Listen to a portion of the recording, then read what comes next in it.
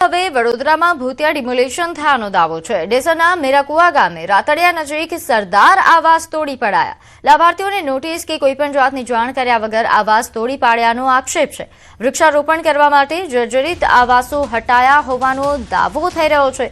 વીજળી પાણીની સુવિધા ન હોવાથી લાભાર્થીઓ ઘણા સમયથી અહીં રહેતા ન હતા।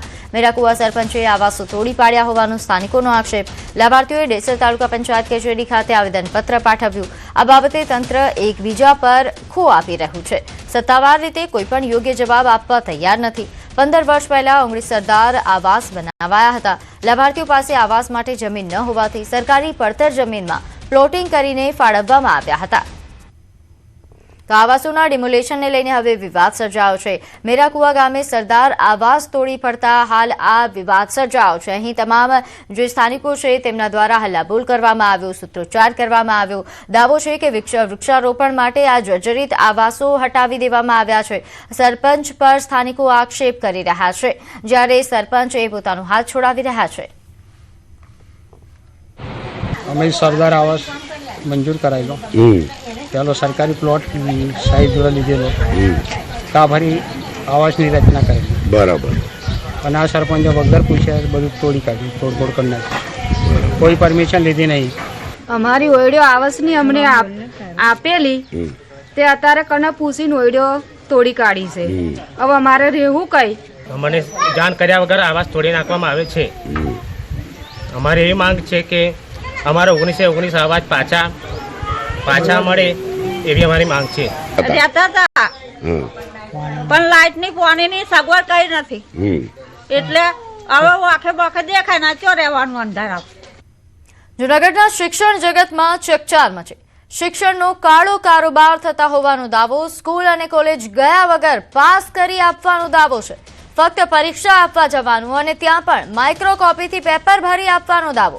જોશીપુરામાં આવેલ મેરીગોલ્ડ એપાર્ટમેન્ટમાં ગુજરાત એજ્યુકેશન નામની ઓફિસનો વિડીયો વાયરલ થઈ રહ્યો છે। આ વિડીયોમાં ઓફિસના રિસેપ્શનમાં બેસેલ મહિલા દાવા સાથે પાસ કરાવી આપવાની વાત કરે છે। મહિલાનો વિડીયો સામે આવતા પોલીસ પહોંચી। ઓફિસમાંથી અસંખ્ય વિદ્યાર્થીઓના ડોક્યુમેન્ટ્સ મળી આવ્યા છે। અનેક યુનિવર્સિટીના ફોર્મ્સ, ડોક્યુમેન્ટ પણ મળી આવ્યા છે। ક્રાઇમ બ્રાન્ચ દ્વારા ડોક્યુમેન્ટની ચકાસણી કરાઈ।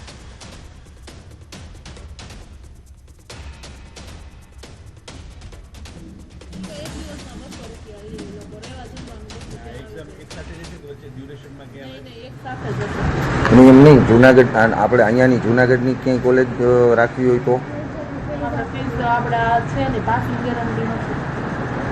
સુરેન્દ્રનગર સિવાય કઈ ઓપ્શન મળે? કારણ કે છેટું થાય ને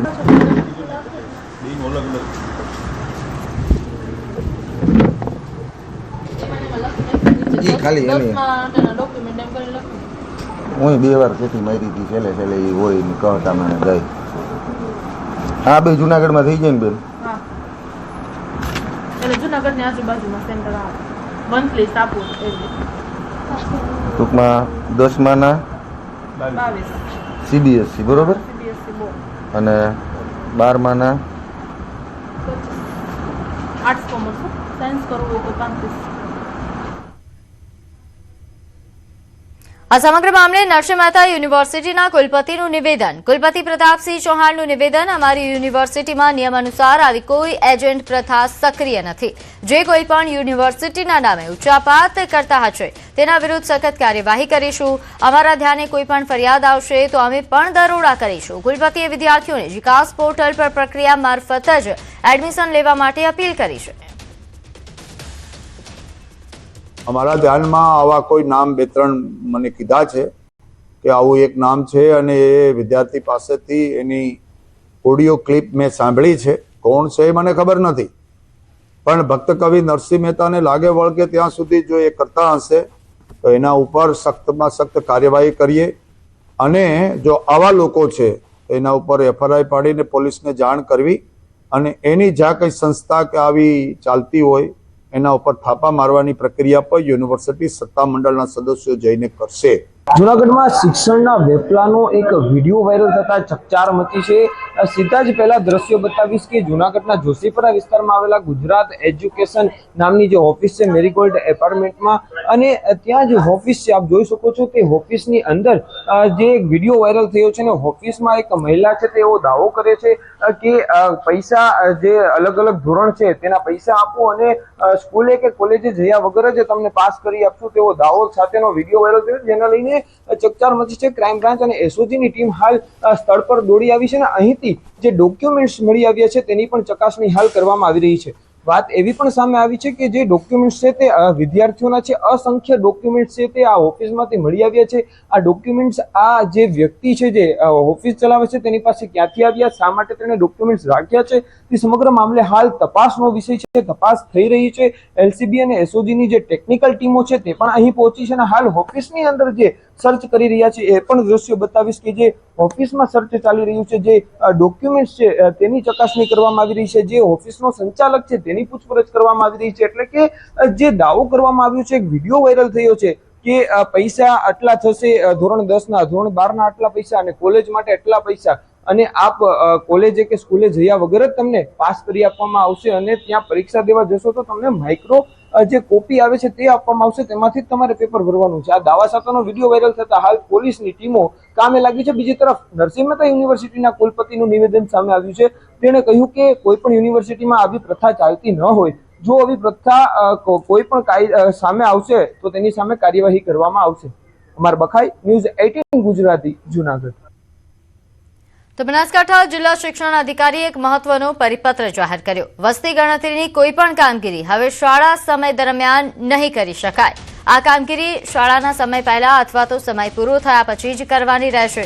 શાળા સમય દરમિયાન શિક્ષકોના મોબાઈલ વપરાશ પર સંપૂર્ણ પ્રતિબંધ મૂકવામાં આવ્યો છે. શાળા શરૂ થતાં જ શિક્ષકોએ પોતાના ફોન આચાર્ય પાસે ફરજિયાત જમા કરવાના રહેશે. વિદાય સમારંભ કે વયનિવૃત્તિ જેવા જાહેર કાર્યક્રમો શાળા સમયમાં યોજી શકાશે નહીં. આવા તમામ આયોજનો એ શાળા સમય પછી અથવા તો જાહેર રજાના દિવસે જ કરવાના રહેશે. શાળાના બાળકોના શિક્ષણ કાર્યમાં અવરોધ ન આવે તે માટે આ નિર્ણયો લેવાયા. કલેક્ટર સાહેબની કચેરી ખાતે નિવાસી કલેક્ટર સાહેબ અમારા એમને અમે મળ્યા છીએ અને આ પ્રાથમિક શિક્ષકોની ઓન ડ્યુટી બાબતે વસ્તી ગણતરીનો જે સમય છે એને ફરજનો સમય ગણવા માટેની જે વાત છે એની રજૂઆત આજે અમે કરી છે.